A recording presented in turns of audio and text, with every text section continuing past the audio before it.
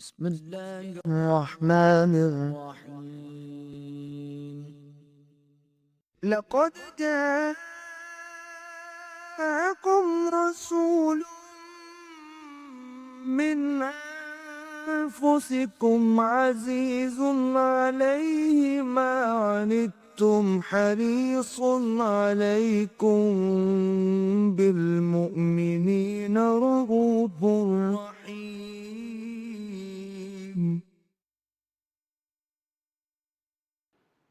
الحمد للہ وکفا والصلاة والسلام علی عبادہ الذین اصطفیٰ اللہم صلی علی عبدک و نبیک و رسولک محمد وبارک وسلم وسلم وبارک علی جمیع الانبیاء والمرسلین وعلی ملائکتک المقربین وعلی عبادک الصالحین وعلینا معہم یا ارحم الراحمین.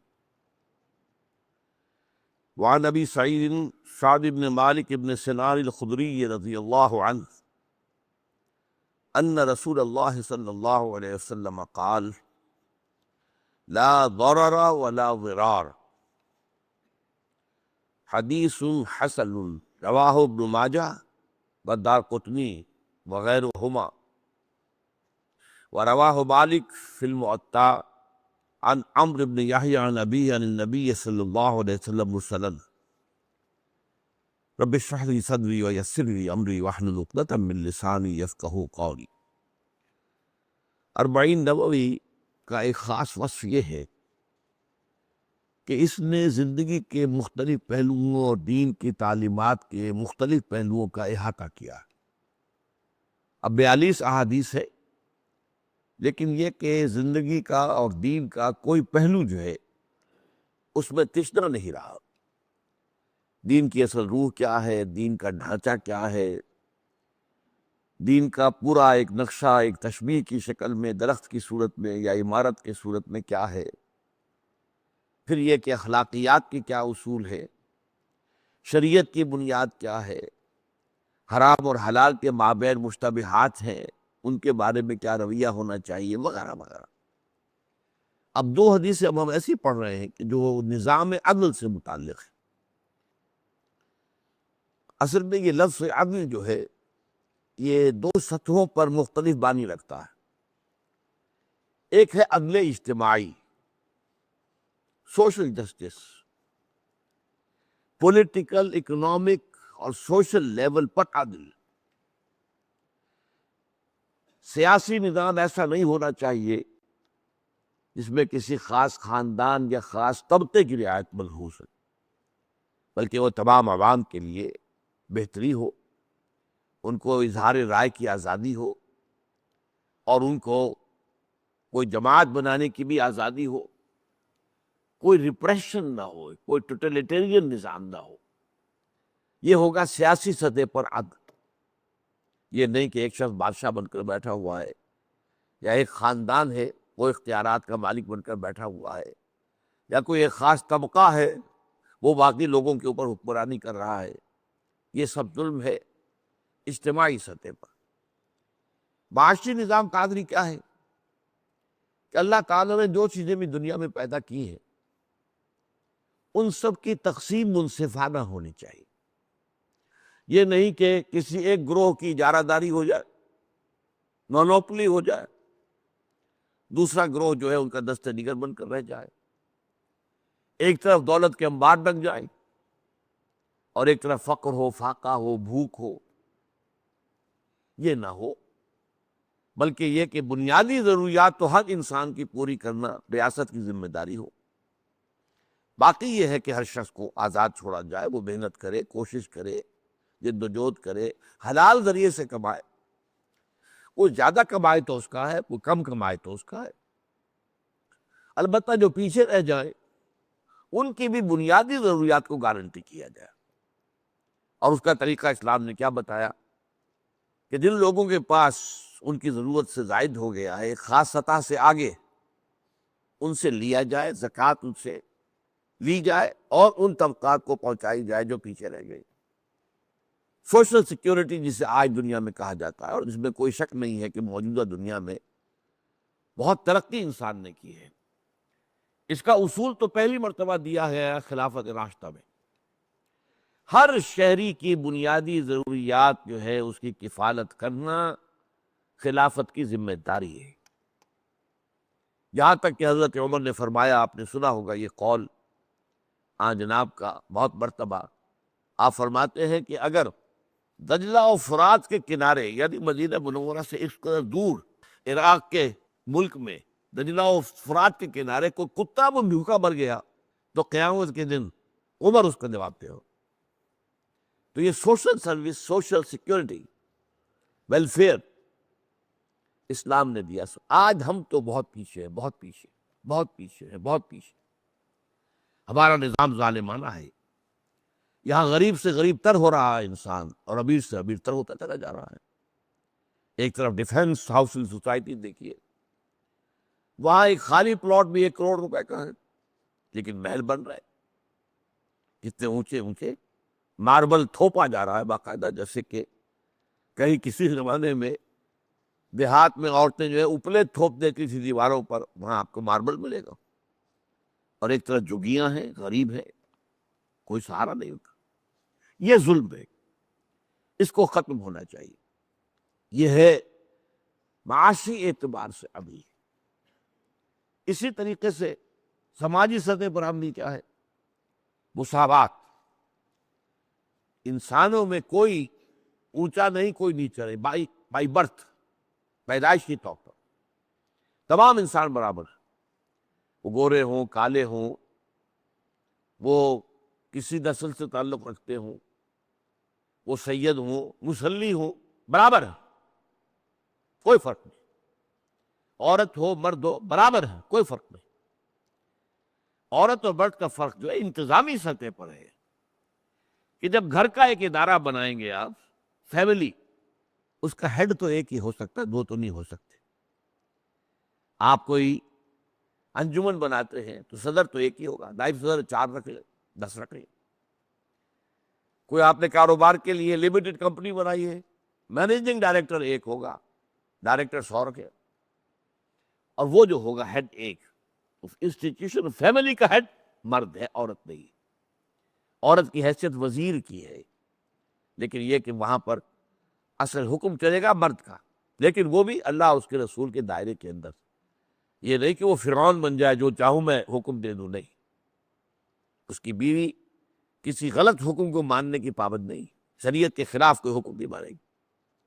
یہ جو سماجی عدل ہے کہ اگر کوئی فرق مراتب ہو تو صرف جو ایکوائرڈ چیزیں ہوتی ہیں، کسی نے علم زیادہ حاصل کیا اس کی زیادہ عزت کی جائے گی، کوئی بہت خادم خلق ہے بہت بڑا، اس کی زیادہ عزت کی جائے گی، کوئی زیادہ متقی ہے اللہ کی نگاہ میں اس کی عزت زیادہ ہوگی۔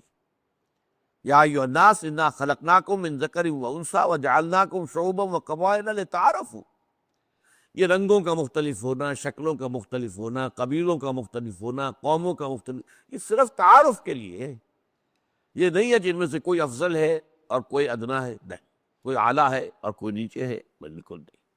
البتہ ان اکرمکم عند اللہ اتقاکم، تم میں اللہ کے نزدیک سب سے بڑھ کر باعزت وہ ہے جو سب سے زیادہ متقی ہے۔ یہ تو ہے ایک عدل اجتماعی۔ ایک ہے عدالت نچلی سطح پر، لوگوں میں جھگڑے ہو جاتے ہیں، لوگوں میں ایک دوسرے پر ظلم ہو جاتا ہے۔ ہم وہ حدیث پڑھ چکے ہیں، یا عبادی انی حرمت الظلم علی نفسی وحرمتہ بینکم، دیکھو میرے بندو، میں نے ظلم کو اپنی ذات پر بھی حرام ٹھہرایا ہے، میں کسی پر ظلم نہیں کروں گا، ولا تظلمون شیئا، بالکل، لیکن تمہارے درمیان میں ظلم نہیں ہونا چاہیے، ایک دوسرے پر بھی ظلم نہ کرو۔ تو معاشرے میں جب یہ ہوتا ہے پھر جھگڑے ہوتے ہیں، زمین کا یہ ٹکڑا میرا ہے یا اس کا ہے، ایک مدعی بن کے کھڑا ہو گیا ہے، ایک مدعا علیہ ہے۔ اسی طریقے سے جرائم ہے، ان کی سزا دینی ہے۔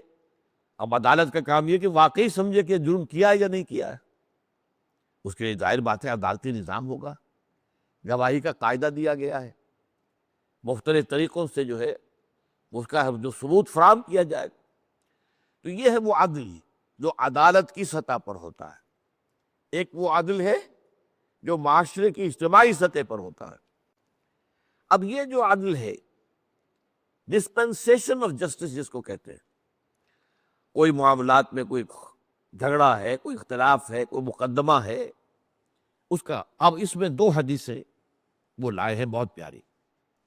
پہلی حدیث جو ابھی میں نے آپ کو سنائی ہے یہ ابو سعید الخدری رضی اللہ تعالیٰ عنہ سے ہے۔ وہ حضور سے روایت فرماتے ہیں دو الفاظ سے، لا ضرر ولا ضرار۔ ایک اصول ہے سنہرا، نہ کوئی ظلم کرو نہ ظلم سہو، برداشت بھی نہ کرو، نہ کسی کو نقصان پہنچاؤ نہ خود نقصان اٹھاؤ۔ یہ دوسری بات بڑی عجیب لگتی ہے کہ عام طور پر اخلاقی تعلیمات میں یہ تو کہا جائے گا کسی پر ظلم نہ کرو، یہ دوسرا پہلو جو ہے وہ نہیں بیان کیا جاتا۔ اللہ یہ چاہتا تم ظلم برداشت نہ کرو، اپنے حق کے لیے جھگڑو، اپنے حق کے لیے پوری جد و جہد کرو، کیونکہ اگر تم ڈھیلے پڑ گئے ظالم کی ہمت افزائی ہو جائے گی۔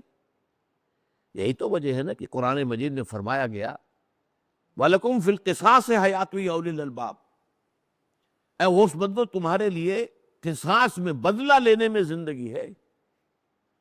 یہ بھی عجیب بات ہے، عام طور پر اخلاقی تعلیمات میں کہا جائے گا بھائی معاف کر دیا کرو، ٹھیک ہے، کہا قرآن میں کہتا ہے وَإِن تَعْفُوا وَتَصْفَحُوا وَتَغْفِرُوا فَإِنَّ اللَّهَ غَفُورٌ رَحِيمٌ۔ بہت اچھی بات ہے، اگر تم معاف کرو، اگر تم معاف کر دیا کرو اور درگزر سے کام لیا کرو اور نظر انداز کر دیا کرو تو اللہ بھی تو غفور الرحیم ہے۔ اگر تم چاہتے ہو اپنے گناہوں کی مغفرت اللہ سے تو انسانوں کی زیادتیوں کو معاف کیا کرو، یہ بھی ہے تعلیم۔ اب آپ نے دیکھا، لیکن یہ بھی تعلیم ہے وَلَكُمْ فِي الْقِصَاصِ حَيَاتٌ يَا أُولِي الْأَلْبَابِ۔ یہ توازن صرف آسمانی ہدایت میں ہو سکتا ہے۔ عام انسان جو ہے یا ادھر انتہا کو نکل جائیں گے یا ادھر انتہا کو نکل جائے گا۔ اب آپ پر کسی نے ظلم کیا ہے، زیادتی کی ہے، آپ نے کسی نے تھپڑ مار دیا، اگر تو آپ جوابی تھپڑ رسید کرنے کی آپ کے اندر ہمت نہیں، تب تو کیا کیا جائے؟ صبر آپ کے لیے وہ سب کے سوا چارہ کیا ہے؟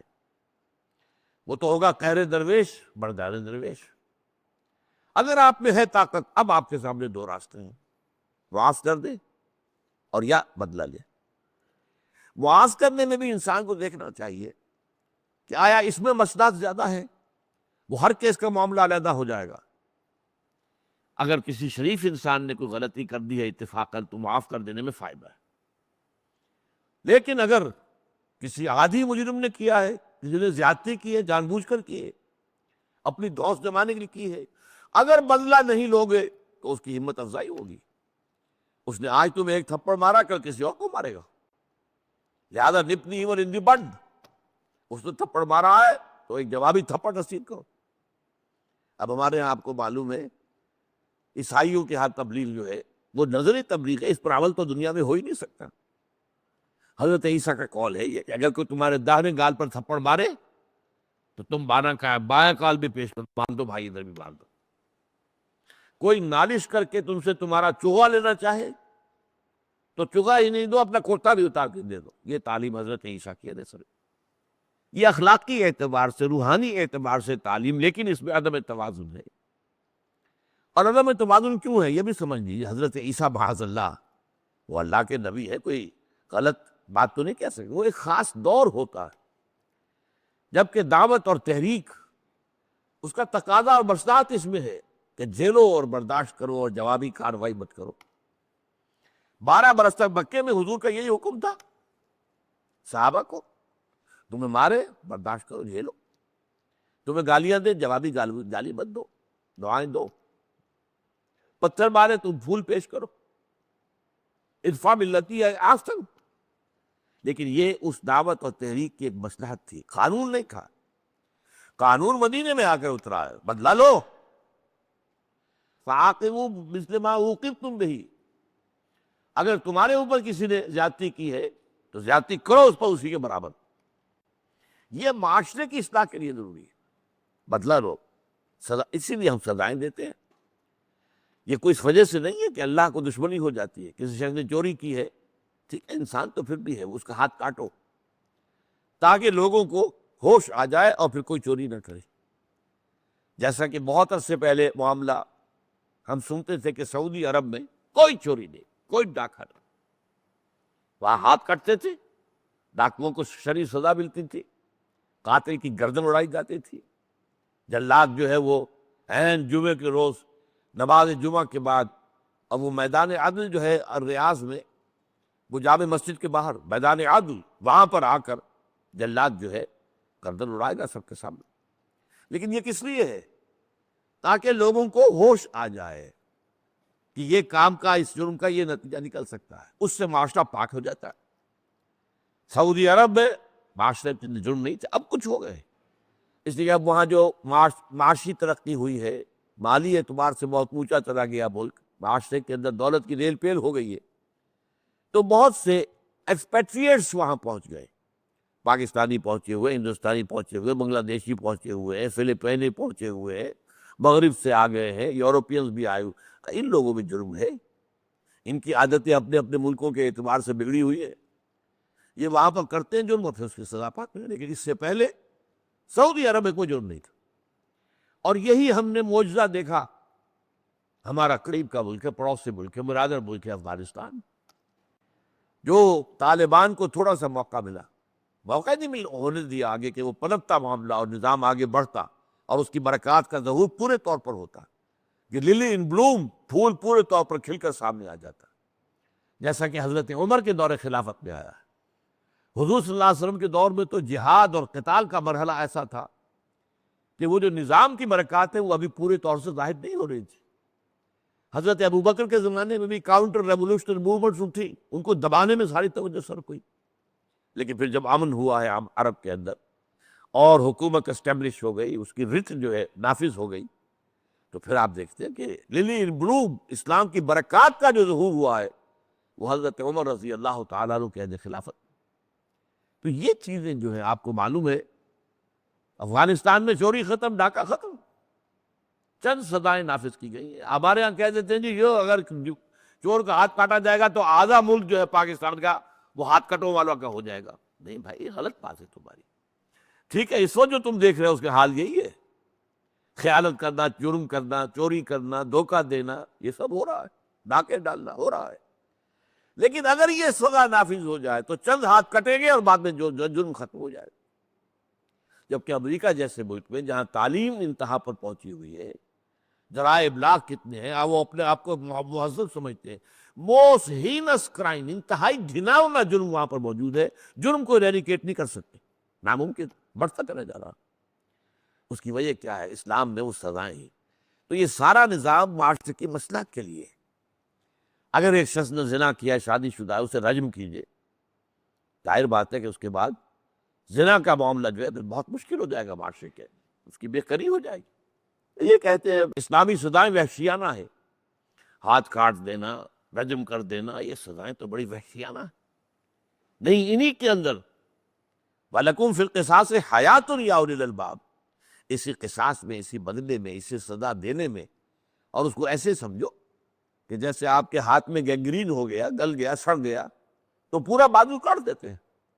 وہ بازو کسی کو برا تو نہیں لگتا، بازو تو بازو ہے، جسم کا حصہ ہے. لیکن یہ کہ پورے جسم کو بچانا ہے ورنہ یہ زہر پھیل جائے گا، موت واقع ہو جائے گی، تو پورا بازو کاٹ دیا. اسی طرح اس شخص کی وجہ سے پورے معاشرے میں گند پھیل سکتا ہے. لہٰذا اس کو جو ہے، اگر آپ نے رجم کیا ہے، سزا دی ہے، قاتل کو قتل کیا ہے جواباً اس کی سزا کے طور پر، چور کا ہاتھ کاٹا ہے، اس سے معاشرہ درست ہو جائے گا. تو یہ نظام جو ہے، یہ عدل کا نظام، جس میں کہ جج جو ہے کرپٹ نہ ہو. ٹھیک ہے، وکالت کا معاملہ حرام نہیں ہے، پیشہ جائز ہے، لیکن ہمارے ہاں اس کے لوازم یہ ہے کہ جھوٹ بولو اور جھوٹ بلواؤ، بیان پڑھاؤ، یوں کہنا ہے تم نے خلاف واقعہ، یہ حرام ہے. لیکن یہ اگر صحیح ہے تو ہوتا ہے یہ کہ فرض کیجئے مجھ سے کوئی خطا ہو گئی ہے اور مجھے معلوم نہیں ہے کہ میرا ملکی قانون یا اسلامی شریعت میرے لیے کیا کیا رعایات دیتا، وہ مجھے معلوم نہیں ہے. تو میں وکیل کرتا ہوں، وہ جا کر عدالت کے اندر وہ چیز جو ہے واضح کر دیتا ہے اور میں بچ جاتا ہوں. یہ ٹھیک ہے، بہت اچھی بات، کیونکہ قانون عام آدمی کو نہیں جانتا، عام شہری تو شریعت کی باریکیوں سے واقف نہیں ہے. تو ایکسپرٹس ان لا، یہی ہمارے ہاں جو ایکسپرٹس ان لا ہے وہ ہمارے یہاں فقہا کہلاتے ہیں۔ وہ فقیہ جو ہے وہ جو ہے کسی کی طرف سے دفاع کر سکتے ہیں، کسی فریق کی طرف سے جا کر اس کے مقدمے کو پیش کر سکتے ہیں۔ میرا ایک مقدمہ ہے لیکن میں اس کو پیش نہیں کر سکتا، میں بول نہیں سکتا، بات نہیں کر سکتا صحیح طور پر، میرے اندر وہ استطاعت نہیں ہے، وہ صلاحیت نہیں ہے۔ آپ ایک وکیل کی مدد حاصل نہیں، جھوٹ نہ ہو۔ اب اسی کا ایک سنہرا اصول، جیسا کہ میں نے کہا کہ وہ متوازن تعلیم، نہ کوئی ضرر پہنچاؤ نہ ضرر برداشت کرو۔ قرآن مجید نے یہ توازن جو ہے دیا ہے، اور یہ کہ در حقیقت اسی میں پھر ایک معاشرے کے اندر صحت مند روایات پروان چڑھیں گے۔ اپنے حق کے لیے لڑو، اپنے حق کو حاصل کرنے کے لیے جد و جہد کرو، اور یہ کہ اگر کوئی ظلم اور زیادتی ہوئی ہے تو پھر اس کے لیے قصاص لو۔ وَلَكُمْ فِي الْقِصَاصِ حَيَاتٌ يَا أُولِي الْأَلْبَابِ، تو لا ضرر ولا ضرار، یہ اصول ایک دے دیا گیا۔ یعنی یہ نہ ہو کہ اخلاقی تعلیم کے تحت آپ اچھا بھائی لے گیا میرا مال لے جائے، نہیں، دیکھ لو اگر ہو سکتا ہے، اگر تم سمجھو ایک آدمی ویسے بحثیت مجموعی شریف ہے، ٹھیک ہے، اس سے خود ہوش آ جائے گا، اس سے خود احساس ہو جائے گا کہ میں نے زیادتی کی ہے، تو آپ معاف کر دیں، بات دوسری ہے۔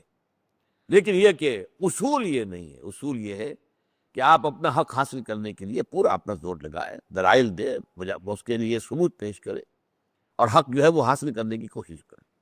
اسی سے معاشرہ جو ہے وہ صحیح سطح پر برقرار رہے گا۔ اب دیکھیے دوسری حدیث اسی ضمن میں، عن ابن عباس رضی اللہ عنہما ان رسول اللہ صلی اللہ علیہ وسلم قال، یہ روایت ہے حضرت عبداللہ ابن عباس رضی اللہ تعالی عنہما سے۔ حضرت عباس حضور کے چچا تھے، ان کے یہ بیٹے عبداللہ ابن عباس، اور انہیں کہا گیا ہے کہ یہ قرآن مجید کے بہت بڑے عالم تھے۔ یہ حبر کہتے ہیں بہت بڑے عالم، صحابہ کے حبر، حضرت عبداللہ ابن عباس بہت بڑے عالم۔ وہ یہ روایت کر رہے ہیں کہ حضور نے فرمایا، لو یؤت الناس بدعواہم لادعا رجال اموال قوم ودماءہم ولکن البینۃ علی المدعی والیمین علی من انکر۔ ایک سنہری اصول دیا گیا، اگر لوگوں کو ان کے دعووں کے پیش نظر کچھ دے دیا جائے، اس نے دعویٰ کیا ہے یہ مکان تو میرا ہے، خدا کی قسم میرا ہے، یہ قسم وسم نہیں چلے گی، دعویٰ ہے تو دلیل لاؤ۔ دعویٰ جو ہے بغیر دلیل کے، ثبوت کے، قابل قبول نہیں۔ اور جو مدعا علیہ ہے اس کے لیے دلیل ضروری نہیں ہے، اگر وہ حلف اٹھا دے تو بھی ٹھیک ہو جائے گا، کیونکہ آپ کو اپنے قبضے کا ثبوت فراہم کرنا ہے کہ یہ میری چیز ہے، اور جو قبضے میں جس کے ہے اس کے بعد تو قبضہ ہے، لہذا ضروری نہیں کہ وہ ثبوت پیش کر سکے، اس کے لیے یمین، قسم کھا لے، حلف اٹھا لے تو دعویٰ باطل ہو جائے گا۔ یہ اصول دیا گیا ہے۔ فرمایا اگر لوگوں کو ان کے دعووں کے پیش نظر، جو وہ مانگ رہے ہیں، وہ جو دعویٰ کر رہے ہوں، جس چیز کا اپنا حق جتلا رہے ہوں، دے دیا جائے، لادعا رجال اموال قوم ودماء، تو لوگ تو لوگوں کے اموال کے اوپر قبضہ کرنے کے لیے دعوی لے کر کھڑے ہو جائیں گے، اور ان کے بلکہ ان کی جانوں کے بھی مدعی بن کر کھڑے ہو جائیں گے۔ قتل کا معاملہ ہے، اب جھوٹی طور پر جو ہے آپ نے قسم کھا لی ہے، میں نے دیکھا اس شخص نے جو ہے وہ اس نے قتل کیا تھا وغیرہ وغیرہ، اس پر جرح ہوگی، دیکھا جائے گا کہ واقعتاً یہ سچ بول رہا ہے، جھوٹ بول رہا ہے، اس کے بیان میں کوئی تضاد تو نہیں ہے۔ تو صرف قسم کھانے کی بنیاد کے اوپر کسی کا جرم جو ہے ثابت نہیں ہو جائے گا۔ اگر زنا کا معاملہ 4 جب تک گواہ نہیں آئیں گے ثابت نہیں ہوگا۔ تو اس حوالے سے دعوت جو کر رہا ہے، دعویٰ کر رہا ہے، جو کسی شے پر اپنا حق جما رہا ہے، جتلا رہا ہے، طلب کر رہا ہے، اس کے لیے تو ہوگا کہ بینہ لاؤ، دلیل لاؤ، ثبوت لاؤ، ثابت کرو کہ یہ شے تمہاری ہے، ثابت کرو کہ یہ حق تمہارا ہے، ثابت کرو کہ اس شخص نے واقعتاً جو ہے میرے مال کی چوری کی ہے۔ آپ کو معلوم ہے حضرت علی رضی اللہ تعالیٰ عنہ کا مقدمہ خارج کر دیا قاضی شریح نے۔ حضرت علی کی زرہ چوری ہو گئی، ایک یہودی کے ہاں سے برآمد ہو گئی، مقدمہ عدالت میں آیا، عدالت میں قاضی شریح نے پہلی بات جو کہی کہ حضرت علی آیا مدعی اور یہودی ہے مدعا علیہ، یہ امیر المومنین، وہ بلند مرتبہ صحابی، حضور کے داماد، حضور کے چچا بھائی، ادھر ایک غیر مسلم یہودی۔ تو وہ قاضی شرح نے کہہ دیا یا ابو الحسن، اے ابو الحسن آپ اپنا دعویٰ پیش کیجیے۔ آپ نے کہا، حضور نے فرمایا، حضرت علی نے، قاضی صاحب آپ نے پہلی ناانصافی تو یہی کر دی، آپ کو کہنا چاہیے تھا اے علی لاؤ اپنا دعویٰ، ثبوت پیش کرو۔ مجھے ابو الحسن کیا کہ تم نے پکارا ہے، تو یہ تو عزت کا ایک معاملہ ہوتا ہے۔ عرب میں کسی کے نام کی بجائے اس کی کنیت سے پکارا جائے، ابو الحسن یا ابو الحسن، تو تم جو زیادتی کی۔ اس وقت میں نہ خلیفۃ المسلمین ہوں، نہ میں کوئی بہت بلند مرتبہ صاحب، میں تو اس وقت مدعی ہوں، عدالت کے معاملے کو لو۔ اور کہا کہ یہ جناب میری ہے، گواہ لائیے۔ یہ گواہ حاضر ہے، ایک میرا بیٹا ہے حسن رضی اللہ تعالیٰ عنہ، ایک میرا غلام۔ اب سنیے، قاضی صاحب کہتے ہیں کہ دعوے کے ساتھ بیٹے اور غلام کی گواہی قبول نہیں ہے، کوئی اور ہے تو لائیے۔ ظاہر بات ہے کہ اس کے اندر امکان موجود ہے، بیٹا ہے طرفداری کر رہا ہے، وہاں غلام ہے طرفداری کر سکتا ہے، لہذا گواہی قبول نہیں۔ حضرت علی نے فرمایا میرے پاس تو کوئی اور گواہ تو نہیں، فیصلہ ہوا آپ کا دعویٰ خارج۔ اب یہ ہے عدالت، عدلیہ کا معاملہ۔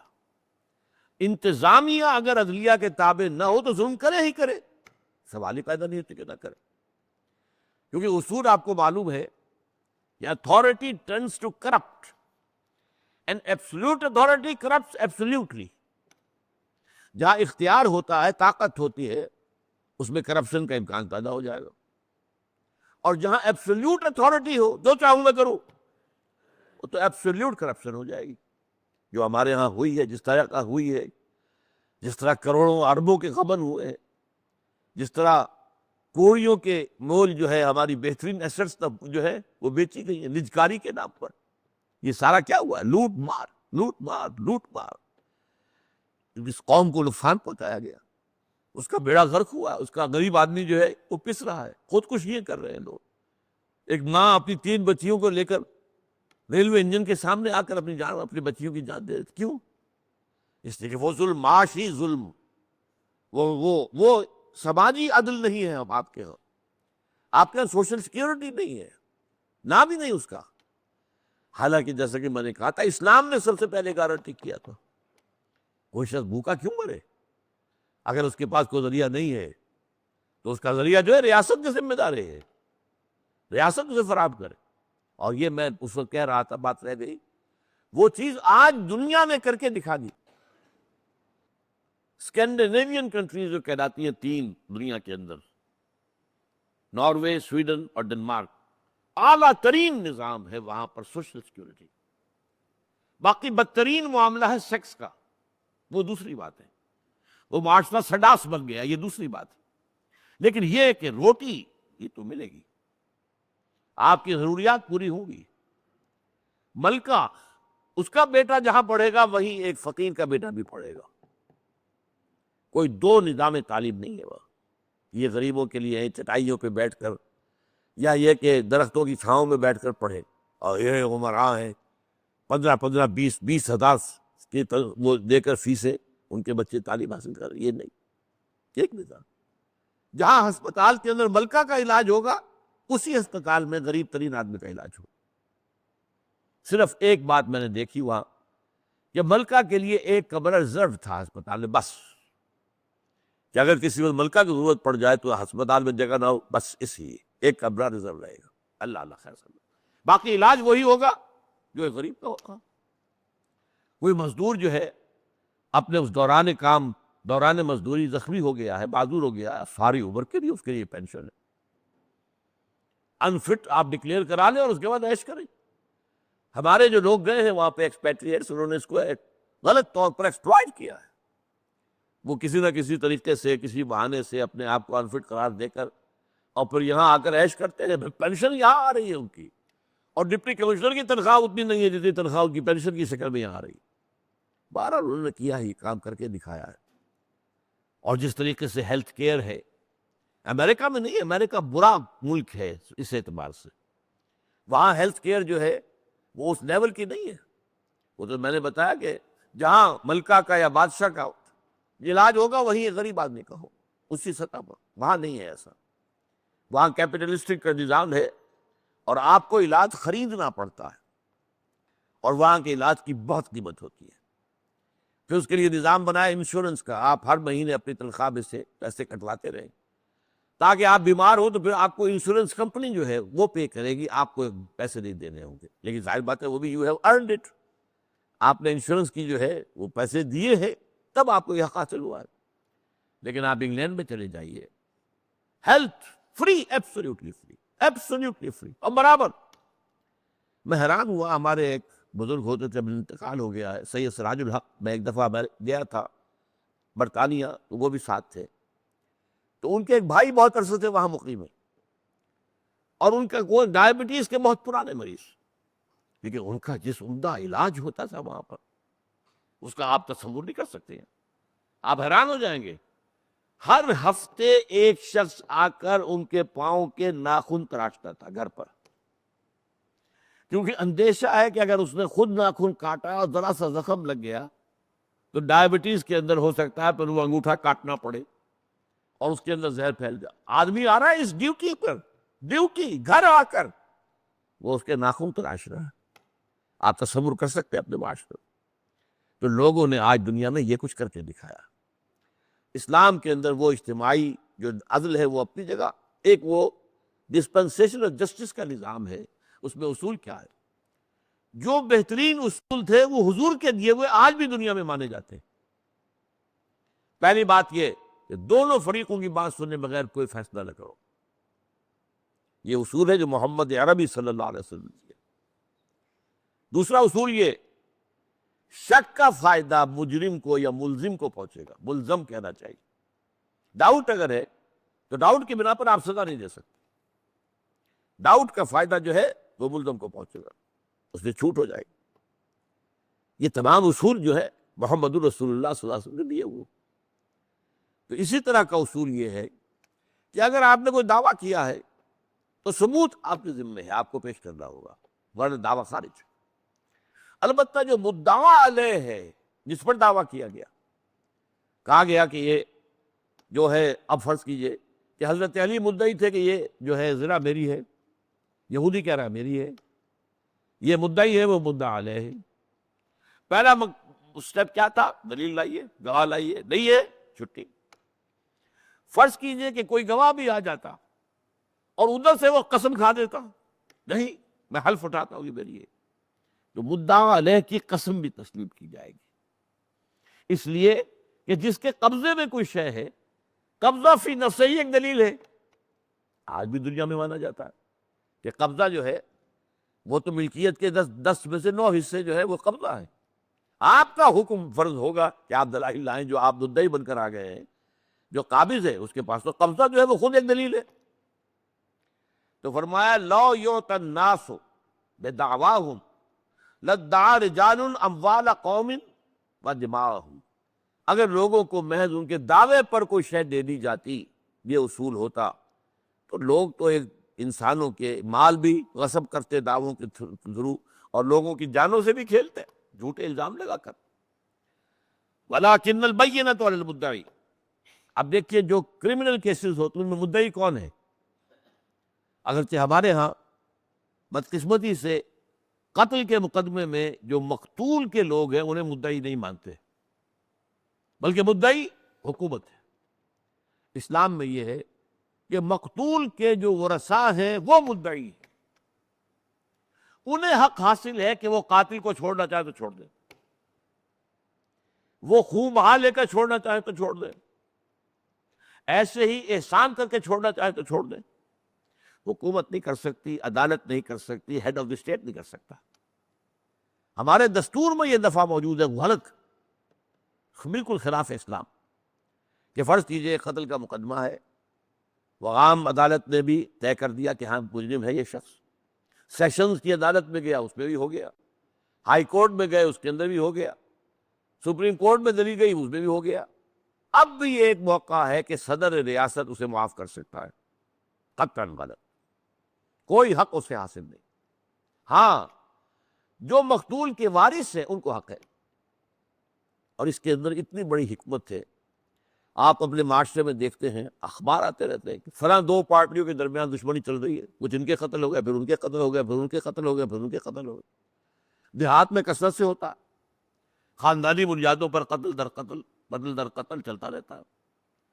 اس کو روکنے کا بہترین طریقہ ہو گیا کہ ایک شخص ہے، قاتل ہے، اب اس کی جان آپ کے مقتول کے ورثاء کے ہاتھ میں ہے، چاہے بخش دیں چاہے جان لے لیں. اب اگر آپ نے بخش دیا تو آپ اندازہ کر سکتے ہیں کہ مقتول وہ قاتل اور اس کے خاندان کے اوپر کتنا گہرا اثر ہوگا. وہ آپ کے ممرون احسان ہو جائیں گے، پھر جوابی قتل کا سوال ہی پیدا نہیں ہوتا. اس اعتبار سے اگر آپ کو روکنا ہے اس سلسلے کو تو قتل کے مقدمے میں مدعی حکومت نہیں بلکہ مقتول کے ورثاء ہے. البتہ دوسرے معاملات کے اندر، اب چوری کا معاملہ ہے، چوری میں حکومت مدعی ہے، اسے ثابت کرنا ہے. پروسیکیوشن وٹنس کا کام ہے کہ ثابت کرے، پولیس کے اندر انویسٹیگیشن کے ذریعے ثابت ہو، مال برآمد ہوا ہے، یہ گواہی ہے، یہ فلاں معاملہ ہے، اسے ثابت کرنا پڑے گا. اس حوالے سے جو اصول دیا گیا ہے، جو بہت سے اور دیگر اصول میں نے آپ کو گنوائے، ان میں سے ایک یہ بھی ہے کہ وَلَٰكِنَّ الْبَيِّنَةُ عَلَى الْمُدَّعِي وَالْيَمِينُ عَلَىٰ مَنْ أَنكَرَ. اب ایک میں تیسری حدیث بھی آج بیان کر رہا ہوں، امر بالمعروف اور نہی عن المنکر. یہ معاشرے کے اندر اچھائی کو برقرار رکھنے اور برائی کو دبانے کے لیے قرآن مجید کا میکینزم ہے. ایک تو ہے جرم کا معاملہ. ایک بہت سی برائیاں ایسی ہوتی ہیں جو قابل دست اندازی پولیس تو نہیں ہے. اب ایک شخص ہے، وہ فرض کیجئے کہ نماز نہیں پڑھتا، تو پولیس کیا کرے گی؟ ہاں، معاشرے کے اندر ایسا ہونا چاہیے کہ لوگ اسے نیکی کا حکم دیتے رہیں، تلقین کرتے رہیں، نہ پڑھنے پر ملامت کرتے رہیں. اور اگر فرض کیجئے آپ کو کوئی اختیار ہے اس پر حاصل تو اسے سزا بھی دے. آپ کا اپنا بچہ، حدیث میں آیا ہے، فلاں عمر کی بعد بھی اگر وہ نماز نہ پڑھے مارو اس کو. اس کا جو ہے آج ہمارے مغربی معاشرے میں اس کا تصور بھی نہیں ہے. آپ چھوٹے سے چھوٹے بچے کو بھی ہاتھ نہیں لگا سکتے، نہ بڑے کو. وہ فوراً جو ہے ایک خاص نمبر ہے، ڈائل کرے گا اور پولیس آ جائے گی اور آپ کو لے جائے گی، اور بچے کو بھی لے جائے گی. بچہ پھر آپ سے علیحدہ لے لیا جائے گا کہ آپ اس قابل نہیں ہیں کہ بچے کی پرورش کر سکیں، آپ نے بچے کو مارا ہے. یہ میل ٹریٹمنٹ جو ہے بچوں کے ساتھ تو ان کے یہاں بہت بڑا جرم ہے. کسی کو نہیں مار سکتے، آپ ہاتھ نہیں لگا سکتے. خدا نہ خواستہ کسی کی بیٹی جو ہے آوارہ ہو گیا، کچھ نہیں کہہ سکتے اسے، آپ دھمکا بھی نہیں سکتے اسے، آپ کو سزا نہیں دے سکتے اسے، نہ کسی آوارہ لڑکے کو، بیٹے کو، نہ کسی آوارہ بیٹی کو. لیکن اسلام میں تو یہ ہے، اگر آپ ہیڈ آف دی اسٹیٹ، جیسا کہ میں نے کہا تھا، فیملی میں ہیڈ آف دی اسٹیٹ ہے، آپ سزا دے سکتے ہیں، جسمانی سزا دے سکتے ہیں، نہیں عن المنکر، طاقت کے ساتھ. تو بدی کو روکنا، ویسے تو قرآن مجید میں یہ ایک کمپلیکس اصطلاح ہے. امر بالمعروف نہی عن المنکر اس گاڑی کے دو پہیے ہیں. نیکی کا حکم دینا، نیکی کی تلقین کرنا، نیکی کی طرح لوگوں کو راغب کرنے کے لیے، اور پھر یہ کہ اگر آپ کے پاس اختیار ہے نیکی کا حکم دینا. چنانچہ اسلامی ریاست میں یہ نقشہ ہم نے اپنی آنکھوں سے دیکھا. اب تو معاملہ بدل گیا، وہاں بہت بدل گیا. سعودی عرب کے اندر نماز کا وقت ہوا، اذان ہوئی اور سارے بازار بند. اس وقت چھڑتے وہاں ان کا ایک علیحدہ محکمہ ہے، الہیئۃ الامر بالمعروف والنہی عن المنکر. یہ محکمہ ہی ہے اس کام کے لیے کہ نیکی کا حکم دے، بدی سے روکے، کیونکہ قرآن مجید میں کہا گیا الذین ان مکناہم فی الارض اقاموا الصلاۃ وآتوا الزکاۃ وامروا بالمعروف ونہوا عن المنکر. وہ لوگ، وہ ہمارے نیک بندے کے جنہیں اگر ہم زمین میں اقتدار دے دیں، طاقت دے دیں، حکومت دے دیں، تو وہ نماز کا نظام قائم کریں گے اور زکوٰۃ کا نظام قائم کریں گے اور نیکیوں کا حکم دیں گے، بدی سے روکیں گے. تو بازاروں میں وہ شرطے ان کے مشہور ہیں، شرطے کہلاتے ہیں. بس وہ کہتے بھی کسی سے کچھ نہیں تھے، وہ اپنی لاٹھی ٹھک ٹھک کرتے ہوئے، اب جیسے جیسے آواز آئی ٹھک ٹھک، دکانیں بند، لوگ سب جا رہے ہیں نماز، دروازے بند. اور یہ بھی میں نے اپنی آنکھوں سے دیکھا ہے. یہ میں سن 62 کا معاملہ کر رہا ہوں، پہلی مرتبہ حج کی سعادت حاصل ہوئی تھی. اب کتنے برس ہو گئے، یعنی سمجھئے کہ 46 برس ہو گئے، کہ یہ جو منی ایکسچینجر ہوتے ہیں ان کے وہاں پر ٹیبلز لگی ہوتی ہیں سڑک کے اوپر کنارے پر. یہاں ادھر جو ہے ڈالرز کا تھمبا پڑا ہے، ادھر پاؤنڈز پڑے ہیں، ادھر جو ہے ریال پڑے ہیں، ادھر پاکستانی روپے پڑے ہیں، اور وہ کیا کرتے تھے اذان کے وقت؟ صرف اس پر چادر ڈال کر مسجد چلے گئے. کوئی اندیشہ نہیں کہ چوری ہو جائے گی، کوئی تالا نہیں، کوئی یہاں کچھ نہیں، صرف چادر اوپر ڈال دی اور گئے. یہ حال وہ میں نے جو شروع میں آپ سے کہا تھا کہ چور کا اگر ہاتھ کاٹنے کی سزا نافذ ہو جائے تو پھر یہ فضا پیدا ہو جائے گی. اپنی آنکھوں سے دیکھا ہوا بتا رہا ہوا. صرف ایک چادر ڈالی، اس کے اوپر کوئی ویٹس رکھ دیے تاکہ چادر اڑ جائے ہوا سے، بس اللہ اللہ خیر صلی اللہ، اب گئے.